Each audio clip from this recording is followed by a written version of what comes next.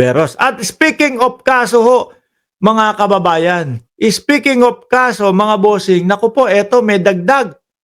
Ano?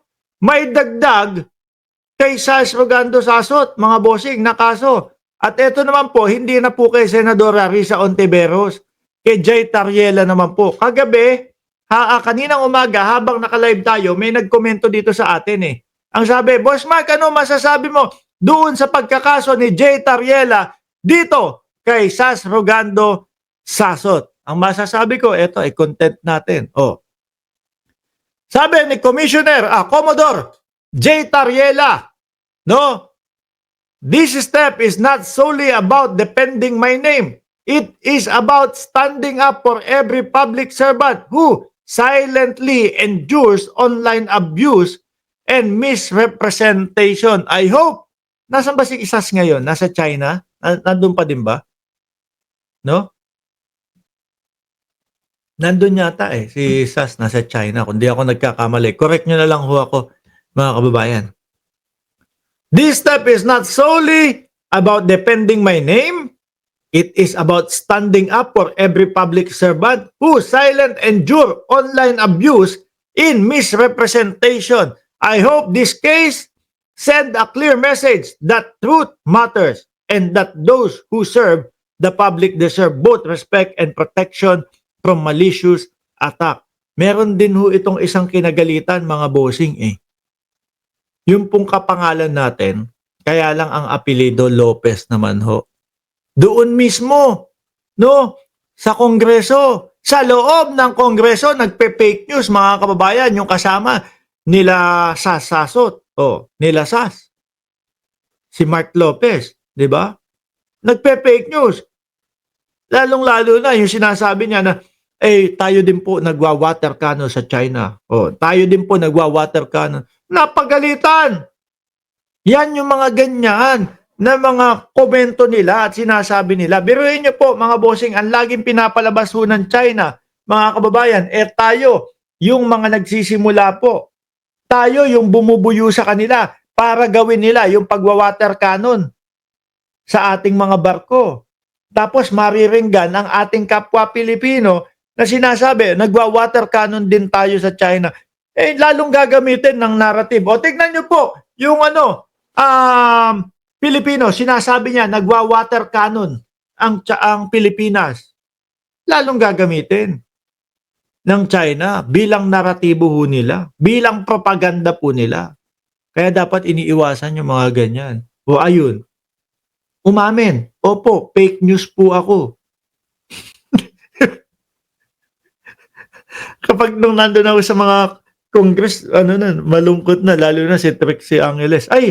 Speaking of Trixie Angeles, siya pala yung talagang pinakaunang-una sa listahan ni Senadora Risa Ontiveros na kinasuhan, mga bossing. Tuloy! Tariela files 1.25 million cyber libel suit versus Sasot by Ronald Siongco, 1.25 million pesos. Kaya siguro ng China yan. Ano po? Kaya hindi. Ewan ko lang. Hindi ko alam kung sila yung tinuturo ho ni pangalan nun, yung anak ni JPE, anak ni Juan Ponce Enrile, si Katrina Ponce Enrile, na meron pong binabayaran ang China, meron pong pinopondahan ang China upang sirain po ang gobyerno natin. Kumbaga, style ho na, sige, i-fund ko kayo, bigyan ko kayo ng pera, atakihin nyo yung gobyerno. No? Kasi para pong yung estilo na sinasabi po na kung paano sisirain ang gobyerno, parang sila po yung nakikita ko, hawig na hawig ho mga bossing Diba? Sabi ni Simply Donna, Mark, diba sabi ni Sas ay international law expert siya, bakit hindi niya matulungan si PRRD? Yun nga po, ewan ko lang ho, bakit? Diba? So ngayon, mga kababayan, ang style ng China doon is, bayaran ko yung mga kapwa nyo Pilipino, kayo-kayo mag-away dyan. Kayo-kayo ang bumera sa gobyerno nyo. Kayo na ang magpabagsak sa gobyerno ninyo.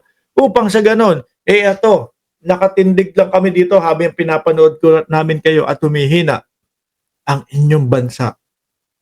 Pag kami ready na umatake, yari na kayo. O, ganun lang naman po mga bossing eh. No? Hindi ko alam kung sila yung tinutukoy ni Katrina Ponce Enrile na funded by China. Pero base po doon sa sinasabi nila na pinapagawa ng China, mukhang nakikita po ko po sa kanila na ganun yung ginagawa nila. Commodore J. Tariela, spokesperson of the PCG, no? For the West Philippine Sea is fighting back after he filed a cyber libel complaint against known pro-Duterte blogger Sas Rogando Sasot at the Manila Prosecutor's Office on Friday. In a statement post on his verified X account on Friday, July 4, 2024, Tariela says he has decided to take legal action as necessary response, no, to an alleged series of baseless, malicious, and deeply personal online attack that have target not only my private life but only my duty. Mukhang malalim, umabot doon sa talagang pinersonal si Tariela ho. Mamaya ahagilapin ko yung mga post ni Sasot, no? While I'll fully respect the role of free speech in a democratic society, that freedom does not extend to the willful spread and disinformation, personal defamation. Yan, personal nga. No, hahagilapin ko yon. Or effort to erode public confidence through falsehood. I hope this case send a clear message that true matter, that those who serve the public deserve both respect and protection from malicious attack. Alam niyo mga kababayan, ang hirap ng kinakaharap po nitong sila Commodore J. Tariela, kasama na po yung mga tropa niya. Tapos ang nakakalungkot po, yung mismo mga kapwa Pilipino pa po natin ang nagdadagdag hirap po doon sa trabahong ginagampanan nila. Ang tanging gusto lang naman po nila mga boss chief, sir, ay ipagtanggol ang sarili nating bayan, no? Mapunta sa atin yung karapatan natin doon sa sarili natin mismong teritoryo. Di ba? Tapos ang aatake yung mga mga kababayan pa natin. Sabi ni Erlinda Arenas, gustong-gusto ko pong magsalita si Sir Mark. Magaling ko pong magpaliwanag. Congrats. Salamat po, no? Kala ko sasabihin nyo, gustong-gusto ko pong magsalita si Mark. Bulol sa letrang R. Kala ko yung sasabihin niya. Salamat po, madam. Mga ganyan. Biruin mo, dapat nga mismo tayo po ang mga nasa likod nitong mga tao na ito kasi sila yung mga frontliner, sila po yung mga mismong humaharap para idepensa po, para pangalagaan po ang karapatan natin doon sa mga teritoryo natin. Pero hindi po. Yung mismong mga kababayan pa po natin ang kumakalaban dito po sa mga humaharap. Sa mga pilit umaangkin po nung sa atin. Di po ba? Sasabihin pa nung ibang mga DDS, sa China yan. Mga bugok no? Sa China yan. Biruin mo nga po, mga bossing, yun UNCLOS. Yung arbitral ruling. Sa atin na po. Ibinigay yung karapatan dyan sa West Philippine Sea. Tapos sasabihin pa ng mga DDS, sa China talaga yan no? Parte talaga nila yan kailan lang ba nag-umpisa yung 7 dash line o 9 dash line nila? Ngayon 10 dash line, 11 dash line, 12 dash line na. Susunod buong mundo na. No, pero wag kayo. Nayanig. 'Di ba? Nayanig ang China.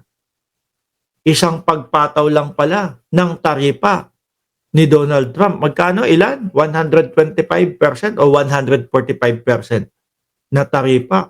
Yanig sila kay Donald Trump. Di ba? Nag-aalisan yung mga malalaking kumpanya doon sa China mga bossing. Grabe po kasi yung DDS. Sabi ni Elena Capistrano. Grabe po kasi yung DDS. DDS po kasi gusto nila China ang makinabang para may pera sila. Saklap, ibenta ang ating bayan para lang sa kanilang pangsariling interest, sa sariling kaluwagan ho, mga bossing. Dadating ang panahon kapag sila ang nanaig ho, mga bossing. Kawawa yung mga anak natin, yung mga apo natin, kawawa yung mga magiging anak ng mga anak natin. Oh, bakit to? Eh kapag nanaig ho sila, mga kababayan, magmumukhang probinsya ng China ang Pilipinas. Oh,